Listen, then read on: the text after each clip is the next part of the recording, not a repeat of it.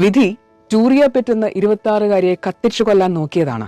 പക്ഷേ അവൾ മരിക്കാൻ ഒരുക്കമല്ലായിരുന്നു. മാരത്തണുകൾ ഓടുക, കടലിൽ സർഫിംഗ് നടത്തുക, മോഡലിംഗ്, ജിയോളജി, അങ്ങനെ ടൂറിയയുടെ ഇഷ്ടങ്ങൾ അനവധിയായിരുന്നു.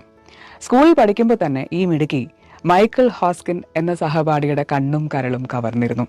പക്ഷെ താൻ നിരസിക്കപ്പെടുമോ എന്ന ഭയത്താൽ മൈക്കിൾ തന്റെ ഇഷ്ടം അവളോട് തുറന്നു പറയാൻ മടിച്ചു.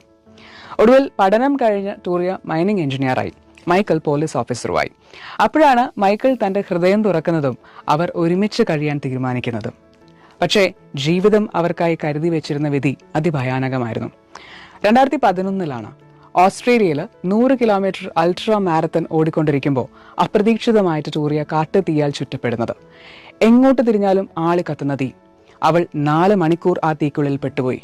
ഒടുവിൽ ഹെലികോപ്റ്റർ വന്ന് അവളെ പൊക്കിയെടുക്കുമ്പോഴേക്കും ശരീരത്തിന്റെ 65% കത്തിപ്പോയിരുന്നു.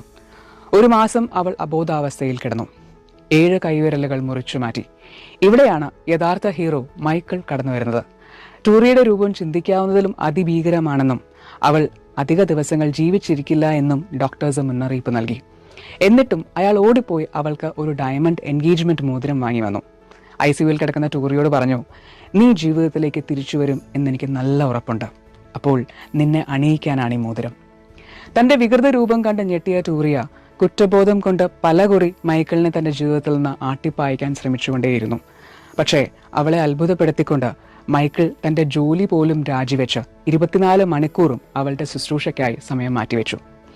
അങ്ങനെ 200-ൽ പരം ഓപ്പറേഷനും 6 മാസത്തെ ആശുപത്രിവാസവും കഴിഞ്ഞു വന്ന ടൂറിയയ്ക്ക് ജീവിതം ഒന്നിൽ നിന്ന് തുടങ്ങേണ്ടി വന്നു. മൈക്കിളുടെ സഹായത്തോടെ തന്നെ സംസാരിക്കാനും നടക്കാനും ഒക്കെ വർഷങ്ങളുടെ പരിശ്രമം വേണ്ടി വന്നു. അങ്ങനെ 2015-ൽ 4 വർഷം മുമ്പ് വാങ്ങിവെച്ച എൻഗേജ്മെന്റ് റിങ് മൈക്കിൾ പുറത്തെടുത്തു. അവർ വിവാഹിതരായി. അവർക്കിപ്പോൾ 2 ആൺമക്കൾ കൂടിയുണ്ട്. ടൂറിയ എന്ന മൈനിങ് എഞ്ചിനീയറാണ്. 3 ബെസ്റ്റ് സെല്ലർ ബുക്സിന്റെ രചയിതാവാണ്. 40,000-ൽ പരം ആൾക്കാരുടെ മോട്ടിവേഷണൽ കോച്ചാണ്. അനവധി ചാരിറ്റീസിന് വേണ്ടി ഫണ്ട് റേസിംഗ് നടത്താനായിട്ട് അയൺമാൻ വേൾഡ് ചാമ്പ്യൻഷിപ്പിൽ പങ്കെടുത്തു. ഫ്രഞ്ച് പോളിനേഷ്യയ്ക്ക് ചുറ്റും സെയിൽ ചെയ്തു. കാത്മണ്ഡു കോസ്റ്റ് ട്രക്കിംഗ് നടത്തി. അങ്ങനെ തന്നെ തോൽപ്പിക്കാൻ നോക്കിയ വിധിയെ പൊരുതി തോൽപ്പിച്ച ടൂറിയ പറയുന്നു, എല്ലാവരും എപ്പോഴും സന്തോഷത്തോടെ ആയിരിക്കണം എന്ന് ഉറപ്പില്ല. പക്ഷേ നമ്മൾ എത്ര വിഷമിക്കുന്ന അവസ്ഥയിലൂടെ കടന്നു പോകുമ്പോഴും ജീവിതത്തിൽ സന്തോഷിക്കാൻ എന്തെങ്കിലുമൊക്കെ നമുക്ക് എപ്പോഴും കണ്ടുപിടിക്കാൻ സാധിക്കും. എന്നാൽ മൈക്കിളിന് നമ്മളോട് പറയാനുള്ളത് മറ്റൊന്നാണ്. നമ്മൾ എപ്പോഴും സ്നേഹിക്കേണ്ടത് ഒരാളുടെ ശരീരത്തെയല്ല, മറിച്ച് അവരുടെ ആത്മാവിനെയാണ്. നമുക്ക് എപ്പോഴും മാതൃകയാക്കാവുന്ന ഈ ഡിവൈൻ കപ്പിളിന് ഒരു വലിയ ഹാറ്റ്സ് ഓഫ്. Thank you.